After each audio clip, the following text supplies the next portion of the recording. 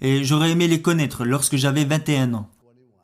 Il n'y a que 3 règles que vous devez suivre.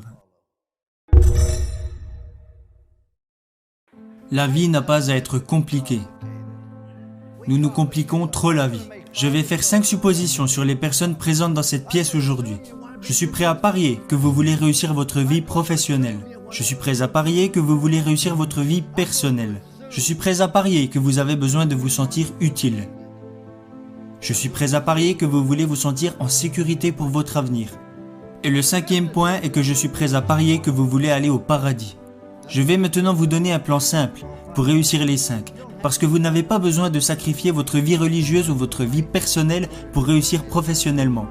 Tout est lié et ce n'est pas compliqué. J'ai toujours essayé de ne jamais me compliquer la vie.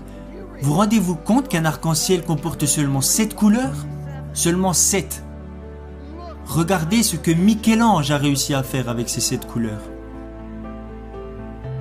Il existe seulement 7 notes de musique. Regardez ce que Beethoven a réussi à faire avec ces 7 notes. Il existe seulement 10 chiffres. Regardez ce que Bernard Madoff a réussi à faire avec ces 10 chiffres. Le point que je veux soulever est que la vie n'a pas à être compliquée. Vous avez besoin de 4 choses dans votre vie. Et s'il vous manque une de ces 4 choses, vous ressentirez un vide énorme. Premièrement, tout le monde a besoin d'avoir quelque chose à faire. Deuxièmement, tout le monde a besoin d'avoir quelqu'un à aimer. Troisièmement, tout le monde a besoin de croire en quelque chose et dans mon cas, je crois en Jésus-Christ, notre Seigneur et notre Sauveur. Et le 4e point dont vous avez besoin dans votre vie est que vous devez avoir un but à atteindre. Que voulez-vous faire maintenant ? Ayez des buts et des rêves ambitieux. Je crois que c'est absolument essentiel. Ne reproduisez pas les erreurs que j'ai commises. J'ai fait beaucoup de choses stupides dans ma vie, mais laissez-moi vous révéler la bêtise que je regrette le plus. Quand j'ai débarqué à l'université de Notre-Dame, j'ai pris l'équipe qui était au plus mal pour la mener au sommet pendant 9 années consécutives. Chose que personne n'avait réalisée avant et que personne n'a refait depuis. Nous sommes arrivés au sommet et nous y sommes restés. Voilà la chose que je regrette le plus. Vous savez, il y a un dicton qui dit « Vous progressez ou vous mourrez.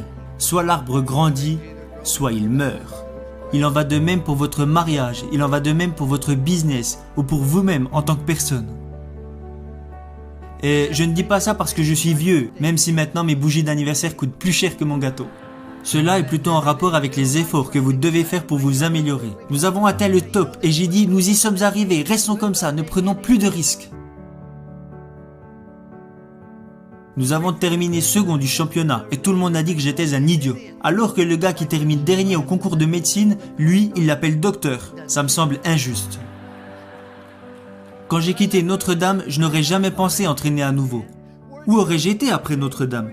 Ma mère disait, quand tu quitteras Notre-Dame, tu iras directement au paradis, t'asseoir à côté du pape. Tu n'auras plus l'âge d'entraîner. Alors, je suis parti vivre dans une ville où l'âge moyen ne faisait qu'augmenter. Et là, ce que j'y ai découvert est que je n'étais pas fatigué d'entraîner. Vous devez avoir un but, un rêve à atteindre. Et même si vous avez déjà accompli de grandes choses, qu'en est-il à présent ? Je vais vous dévoiler un plan simple pour réussir les 5 hypothèses que j'ai faites au début de ce discours. Je crois vraiment aux choses que je vais vous dire car elles ont marché pour moi et j'aurais aimé les connaître lorsque j'avais 21 ans. Il n'y a que 3 règles que vous devez suivre. Règle numéro 1, faites ce qui est bien. Faites le bien, évitez le mal et si vous avez un doute, regardez dans la Bible. Je ne crois pas que c'est bien de retrouver le portefeuille d'un coéquipier avant même qu'il l'ait perdu. Ça s'appelle du vol, mon garçon. Je l'ai trouvé, oui, mais il ne l'avait pas encore perdu. Faites ce qui est bien. Il n'y a jamais de bon moment pour faire de mauvaises choses. Et il n'y a jamais de mauvais moment pour faire de bonnes choses. Faites le bien et soyez honnête avec vous-même. Jeunes gens, profitez de la vie. Amusez-vous. Vous allez avoir des problèmes, vous allez rencontrer des difficultés. Ça fait partie de la vie. Ce n'est pas parce que vous êtes diplômé que vous n'aurez pas de problème. Et ne racontez pas vos problèmes à tout le monde. Savez-vous que 90% des personnes n'en ont rien à faire ?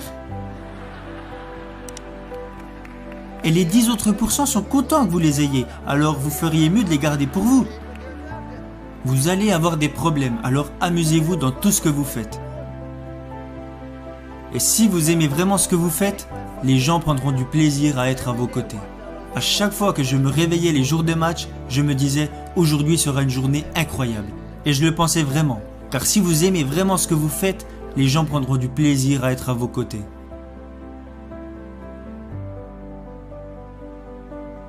Règle numéro 2. Faites du mieux possible avec les capacités que vous avez et le temps qui vous est donné.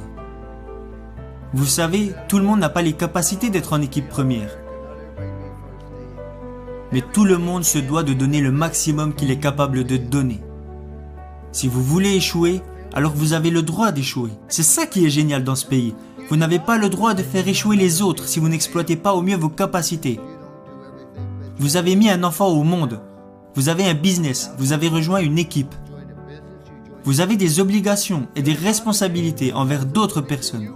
C'est pourquoi vous vous devez de donner le maximum de ce que vous êtes en mesure de donner, dans tout ce que vous faites. Ce n'est pas compliqué. Vous savez, jeunes gens, je suis né avec une cuillère d'argent dans la bouche. Je suis né à Follansbee, en Virginie occidentale. Je suis repassé à l'endroit où je suis né hier, vers 22h30.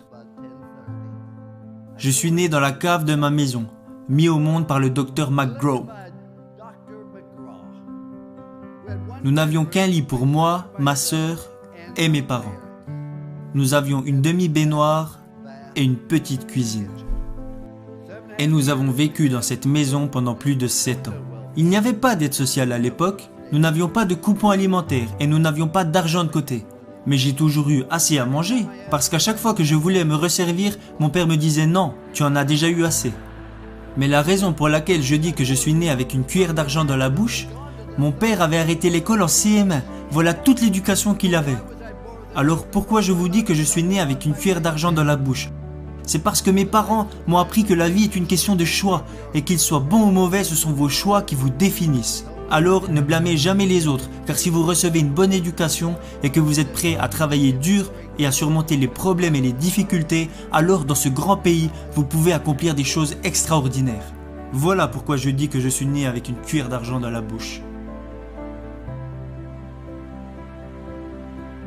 Ma dernière règle est de montrer aux autres que vous vous souciez d'eux. Vous ne pouvez pas entrer dans une pièce et dire « Hey, je suis là, regardez-moi » Non. Dites plutôt « Je suis là, comment puis-je vous aider ?» Ce n'est pas si compliqué. Souciez-vous sincèrement des autres, car vous pouvez impacter la vie de chaque personne que vous rencontrez par un sourire, un mot gentil ou un encouragement. Parce que vous voyez, quand vous faites de bonnes choses, les gens seront toujours plus à même de vous faire confiance. Ma femme et moi, nous sommes mariés car nous avons trouvé cette confiance en nous, et nous ne l'avons jamais perdue. Le seul moyen de vous faire confiance est de faire des choses bien. C'est ce que Dieu veut que nous fassions. Faites de bonnes choses. Le second point est de faire le maximum avec les capacités que vous avez, parce que quand les gens apprendront que vous vous êtes engagé à viser l'excellence, ils auront envie de vous suivre. Aidez les autres et souciez-vous d'eux. Parce que beaucoup d'entre vous vont avoir du succès et gagner beaucoup d'argent. Mais quand vous mourrez à la fin, à quoi vous servira-t-il?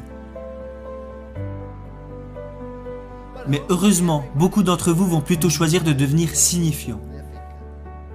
Être signifiant, c'est quand vous aidez les autres personnes à réussir. N'est-ce pas là vraiment le but de la vie?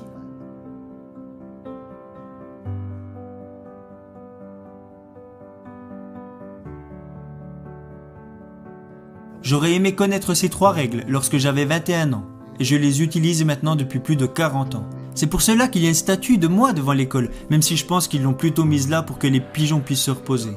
Mais si vous la regardez bien, il y a 3 mots inscrits au pied de cette statue. Confiance, engagement, amour.